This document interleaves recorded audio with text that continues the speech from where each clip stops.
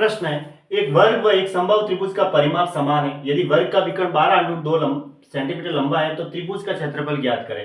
देखो वर्ग का विकर्ण दे रखा है। वर्ग का विकर्ण क्या होता है? भुजा √2। अगर मैं वर्ग की भुजा a लूं तो a√2 है ना बराबर 12√2। ठीक है, ये मैंने ली वर्ग की भुजा। क्या ली? वर्ग की भुजा। तब अब √2 से ये √2 कट गया तो ये बराबर कितना आया? 12 आया। ठीक है, अब 12 सेंटीमीटर ये आया। एक वर्ग व एक समबाहु त्रिभुज का परिमाप समान है, यानी वर्ग का परिमाप, वर्ग की जो बाउंड्री है और जो समबाहु त्रिभुज की जो बाउंड्री है वो बराबर है, उसकी लंबाई। तो वर्ग की परिमाप कितना हुआ? 4 भुजाओं का 4 गुना भुजा होता है, तो वर्ग का परिमाप मैं लिख देता हूं ना, वर्ग का परिमाप हो गया 4 गुना 12, क्योंकि इसकी भुजा 12 आ गई है तो 12 चक 48 ऐसा लिख दिया मैंने। ठीक है, ये वर्ग का परिमाप हो गया। ये समबाहु त्रिभुज के परिमाप के समान है, तो समबाहु त्रिभुज के परिमाप के समान है, तो समबाहु त्रिभुज की भुजा में क्या लो? x ले लेता हूं। तो समबाहु त्रिभुज ऐसे होता है, इसकी भुजा ये x है, ये x है, तो ये भी x हुई। तीनों भुजाएं आपस में बराबर होती हैं। अब 3 को इससे काट देते हैं ना, तो x बराबर क्या आ गया? 16 आ गया। ठीक है, अब समबाहु त्रिभुज की भुजा आ गई, तो त्रिभुज का क्षेत्रफल बताइए। त्रिभुज कौन सा? यहाँ पे समबाहु त्रिभुज ही चल रहा है, तो उस त्रिभुज का क्षेत्रफल बताना है।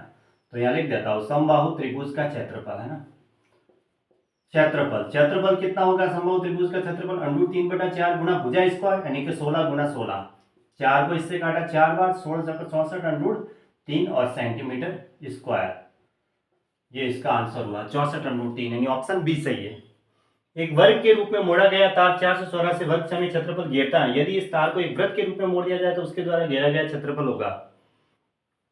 देखो वर्ग के रूप में मोड़ा गया, इतने वर्ग सेमी क्षेत्रफल घेरता है, और वर्ग का क्षेत्रफल होता है भुजा स्क्वायर। अगर मैं वर्ग की भुजा a लूं तो a स्क्वायर बराबर 484 है, तो ये इसका वर्गमूल कितना होगा? 1 बराबर हो गया 22, क्योंकि 22 का स्क्वायर क्या होता है? 484 होता है।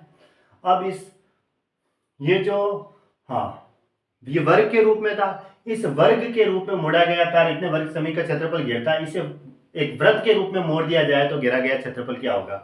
तो वर्ग का जो बाउंड्री होगी वो कितनी होगी इसकी, यानी वर्ग का परिमाप कितना हुआ? वर्ग का परिमाप बोलते हैं उसको। परिमाप बराबर कितना आया? 22 गुना 4, 4 गुना भुजा होता है। अब इसको एक वृत्त के रूप में मोड़ेंगे तो इसकी बाउंड्री और उसकी बाउंड्री बराबर हुई, मतलब इसका परिमाप और वृत्त का परिमाप बराबर हुआ। तो 22 गुना 4 बराबर वृत्त की परिधि को परिमाप ही कहते हैं। ठीक है, वृत्त की जो परिधि कहते हैं, बस वो बाउंड्री होती है, उसको परिमाप कहते हैं ऐसे। तो वृत्त की परिधि होती है 2πr, यानी कि 2 गुना 22/7 गुना r। इससे मुझे वृत्त की त्रिज्या मिल जाएगी और उसके बाद में वृत्त का क्षेत्रफल निकालना है, तो उसके द्वारा घेरा गया क्षेत्रफल होगा। मतलब इसको एक वृत्त के रूप में मोड़ा गया है तो उसका क्षेत्रफल होगा।